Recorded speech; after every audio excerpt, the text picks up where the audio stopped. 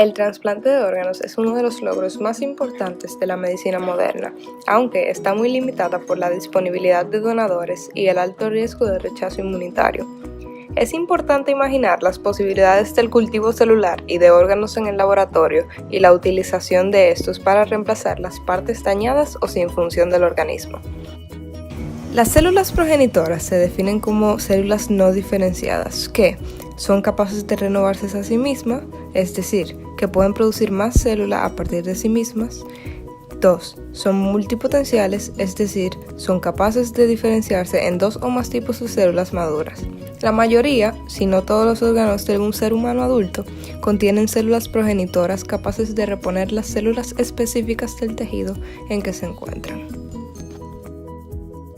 En los últimos años, se ha generado gran avance con respecto a los estudios de células progenitoras embrionarias, que son un tipo de células progenitoras aisladas de embriones muy jóvenes de mamíferos. Estas son células en embriones tempranos que darán origen a las diversas estructuras del feto. A diferencia de las células progenitoras adultas, las células ES son pluripotenciales, es decir, son capaces de diferenciarse en casi cualquier tipo de célula corporal. En la mayor parte de los casos, las células ES se han aislado de embriones proporcionados por clínicas de fecundación in vitro. Los investigadores denominaron a un nuevo tipo de células pluripotenciales inducidas y demostraron que éstas participaban en la diferenciación de todas las células corporales, lo que incluye ovocitos y espermatozoides. Se demostró que las células humanas iPS eran virtualmente indistinguibles de las células ES humanas auténticas. A diferencia de las células ES, la generación de células iPS no requiere el uso de un embrión. Esto elimina una de las reservas éticas que acompañaron el trabajo de las células ES y también facilitó en gran medida la producción de estas células en el laboratorio.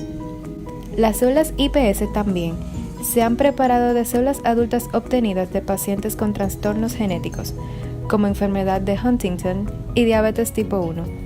Las células de este tipo podrían utilizarse como la base para sustitución celular en cualquier individuo. Procedimiento para obtener células diferenciadas para el tratamiento de reemplazo celular. Se toma un pequeño fragmento de tejido del paciente y el núcleo de una de las células se implanta en un osito donador al que antes se le eliminó su núcleo. Se permite que el osito resultante se desarrolle como un embrión temprano. Se obtienen y cultivan las células progenitoras embrionarias derivadas. Se induce a una población de estas células progenitoras embrionarias a diferenciarse en las células requeridas, que luego se implantan en el paciente para restaurar la función del órgano afectado. Para entender mejor el concepto, vamos a ver un trasplante de médula ósea. Para efectuar este procedimiento, el paciente se expone a un alto nivel de radiación.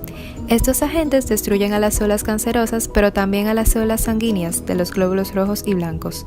Las células que producen sangre en la médula ósea se denominan células progenitoras hematopoyéticas, que se encargan del reemplazo de leucocitos y eritrocitos. Una vez que las células que forman la sangre de un individuo se destruyen, se reemplazan con células de la médula ósea trasplantadas que proceden de un donador sano. La médula ósea puede regenerar el tejido sanguíneo del receptor del trasplante porque contiene un pequeño porcentaje de células que pueden proliferar y restituir el tejido de la médula ósea. Otro caso en donde se descubre que un tipo de célula diferenciada se había convertido directamente en otro tipo de célula diferenciada, un caso de transdiferenciación. Se hizo un estudio en ratones diabéticos y permitió que estos regularan su glucemia. Las células acinares del páncreas, que producen las enzimas que participan en la digestión de los alimentos en el intestino, se transformaron en células pancreáticas beta que producen y secretan insulina. Mediante la inyección de virus que portaba 3 genes conocidos como importantes de la diferenciación de células betas en el embrión. Los virus se eliminaron por preocupaciones al uso de virus como portadores de genes en seres humanos. Al igual que con las células ES, hay dificultades a superar antes de que las células iPS puedan utilizarse como una fuente de células para el tratamiento en seres humanos. Será de gran importancia desarrollar técnicas de reprogramación celular eficientes, de forma que no se utilicen virus portadores de genes, porque dichas células conllevan el potencial de desarrollar cánceres. Una serie interesante de estudios investigaron una cepa de labradores que sufrieron una enfermedad hereditaria por un trastorno musculoesquelético, muy similar a la distrofia muscular de los seres humanos. Los investigadores aislaron células progenitoras de los músculos de estos perros, corrigieron el trastorno genético en las células aisladas y ampliaron el número de células con modificación genética al hacerlas crecer en medios de cultivo. Cuando estas células progenitoras se inyectaron de nuevo a los animales enfermos, muchos de ellos recuperaron músculo estriado cuando regresaron a sus sitios habituales.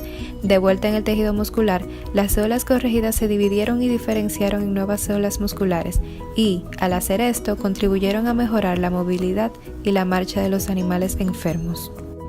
En conclusión, la posibilidad de un tratamiento con reemplazo celular va a revolucionar el mundo de la medicina debido a que trae diferentes beneficios en el trasplante de órganos y cultivo celular.